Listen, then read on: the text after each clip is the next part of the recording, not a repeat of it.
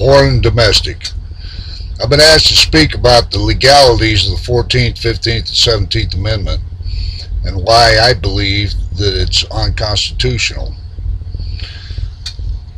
So let me take from some notes. It is not doubted by anyone or any court that the 14th Amendment was intended for the colored race, specifically the Negro, in regards to the citizenship and rights. But as far as its legal validity, there yet remains much doubt. If you dig into the makeup of the 14th Amendment and the events in the history that put it on the books, we find that legally it is invalid and unconstitutional, and I'll tell you for the following reasons. It was never ratified by 3/4 of all the states in the Union, according to Article 5 of the U.S. Constitution. Out of 37 states, 16 states rejected it. Point 2. Many of the states who were counted as ratifying it were compelled to do so under duress of military occupation. Any legal act entered into under force or duress and coercion is automatically null or void. Number 3, the fact that 23 senators had been unlawfully excluded from the U.S. Senate shows that the joint resolution proposing the amendment was not submitted to or adopted by a constitutional Congress. Point 4. The intent of the 14th Amendment is repugnant to the organic law of the land. It did not and could not repeal anything that was part of the organic law. Thus, the principles of the precedent and the stare decisis render it void. The circumstances surrounding the alleged adoption of the 14th Amendment are so corrupt and dishonest, it's an outright unconstitutional, and it staggers the mind as to what would motivate men to act so frantically. Since the 14th Amendment is such an obvious legal fiction and incapable of its very inception to be a lawful part of the U.S. Constitution, then you must ask yourself, what's the true purpose? I believe that the ultimate aims of the 14th Amendment was to strip the states of the independent and sovereign powers and to undermine the status of the white race and also to destroy the Christian structure of our government. The Negro and the slavery were simply a tool and a scapegoat to accomplish these ends. The abolish Ists realized they could use the civil rights issues as a means to expand the federal government's power and control over the states. There was no doubt that the subverters who were behind the creation and adoption of the 14th Amendment knew that America was a white nation, and the sentiment of the people and the law of the land would forever keep it as such. For instance, we look at the 37 states that had existed prior to the Civil War. We see that 31 of these states had specifically expressed in their constitutions their intentions of a white government.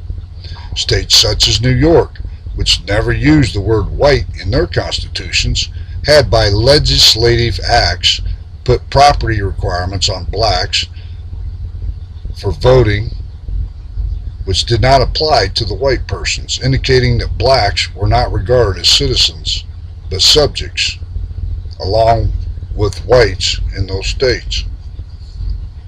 The very fact that the 14th and 15th Amendment had to be adopted proves in itself the Constitution of the United States did not sanction blacks as citizens of the United States. Also, the 14th Amendment gave them citizenship.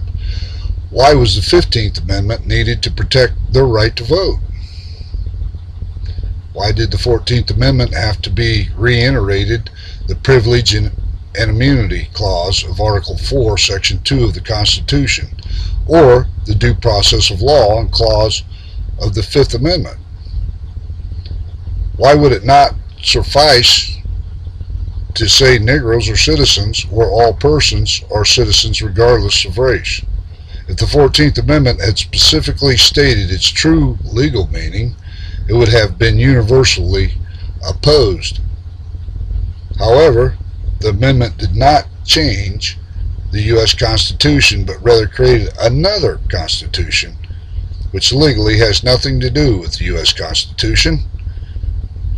It became the foundation for a new government or jurisdiction which attempts to operate under the guise of the United States.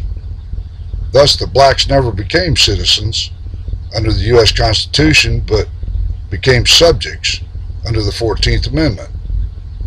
Every court case that has ever accorded the Negro any rights or privileges as a citizen, they never called them citizens, has always been done,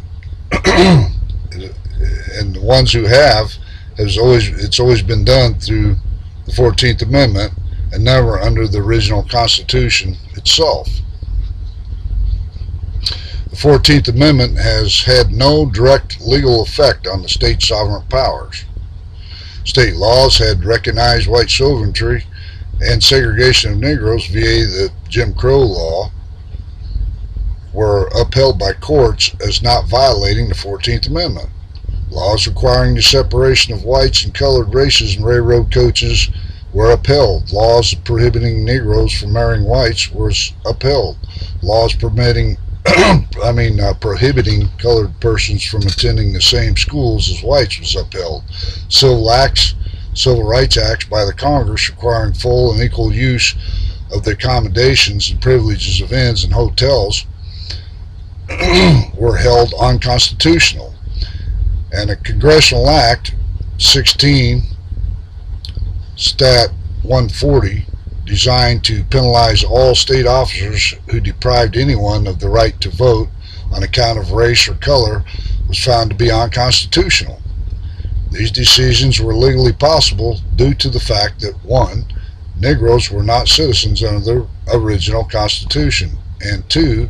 The states will possess their sovereignty and rights. By these and other decisions, the Supreme Court had in actuality nullified the intent of the 14th and 15th Amendment. As a result, continuous pressures was exerted to completely strip the United States of the powers and rights. With the alleged enactment of the 17th Amendment, their powers to control the federal government was gone. On top of this, the states have allowed themselves to become a dependent or ward of the federal government by taking federal grants, federal aid, loans, getting involved in federal programs. With all this, the 14th Amendment now becomes applicable to and enforceable upon the states where it previously was not. Today, the states is so engulfed within the authority of jurisdiction of the federal de facto government that they are virtually a subordinate of it. The tentacles of the control now extend from the District of Columbia to the smallest town in the United States. It's unfortunate that while they were still free and independent state, that none had challenged the constitutionality of the 14th, 15th, or 17th Amendments. It is also unfortunate that the loss of states' rights has had such a profound impact on the freedom and prosperity and the moral character of our society. These four named amendments exist merely by color of law and are designed to destroy America or to be destroyed themselves. Through the use of the 14th, Palestine subverters have gradually and silently painted the Constitution a different color, giving it an appearance or an interpretation which it never originally had. The states cannot now, by themselves, regain the rights and powers they once had. However, the potential